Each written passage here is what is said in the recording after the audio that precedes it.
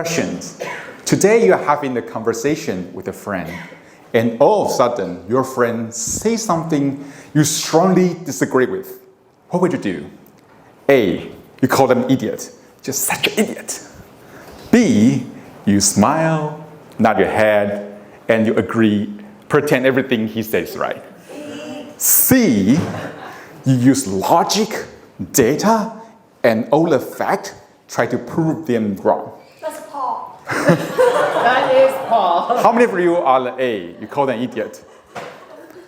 How many of you are B? B. Okay, just smile. Oh, you are right, you are right. How many are C? Okay. Yeah, you're like me. For a long time, I'm actually a C person. You know, my minor in university was philosophy. So I was really into logic and debating. So whenever I talk to someone, there's something that I don't agree. I just use data, use logic to bombard them with all the argument. And they will become speechless.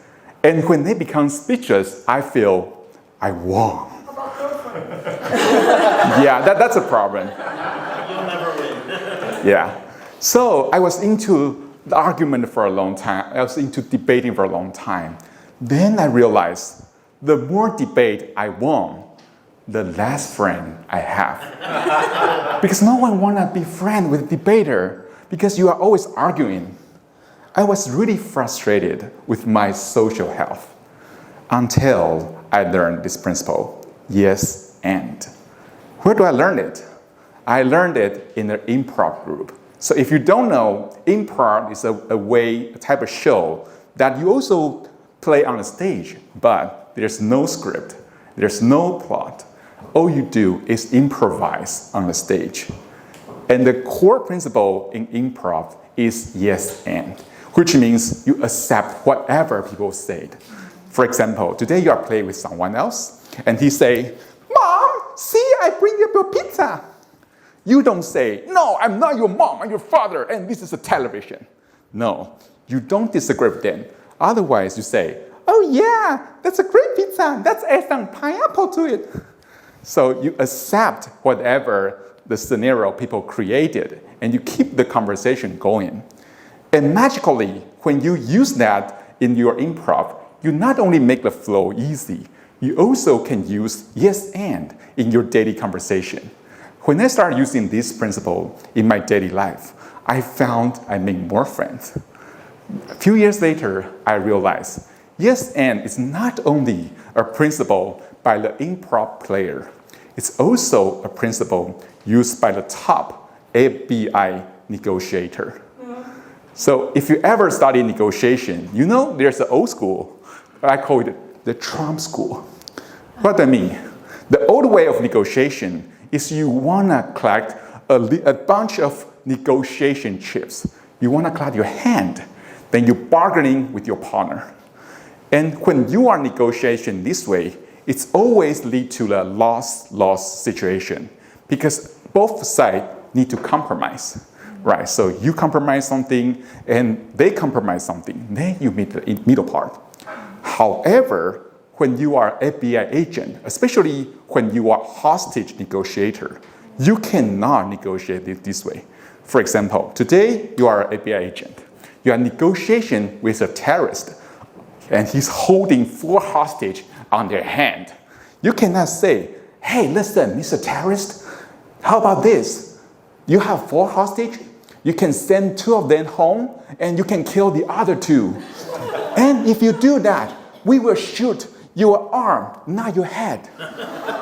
That's compromise, and that's, yeah. And no one wins in that situation. The only way to success in the hostage negotiation is all of the hostage need to return home safe and sound. So how does those FBI negotiators negotiate?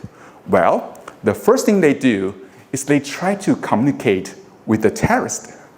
Actually, they don't even call them the terrorist because it's already a label. They may call them, "Oh, Mr. something." And after they communicate, they try to empathy with the terrorist. They try to communicate and find something in common. So then the communication will become, oh, I understand you. I'm also a father. Oh, I understand you. I know we have a bad president. Things like that. They try to find a common ground, and the conversation will keep on going. And then when they build out the trust, guess what? The terrorist will want to get to a win-win situation with them. So when the FBI agent start using this negotiation style to negotiate, the survival rate skyrocket. Because in the old way, they would threaten the terrorist. They would say, hey, you have to send them back or we'll shoot you. This always leads to a loss-loss situation. But when the FBI agents start using yes and in their communication, in their negotiation, the success rate just increased. So the next time, if you have any argument, maybe you disagree with them in anything, instead of trying to correct them or try to say, yeah, whatever you said, you can try to say yes and keep the conversation going. Because you will notice that most of the time, it's more important to keep the connection than to be correct. The connection is always more important than correction. So say yes and next time. Back to Toastmaster of the evening.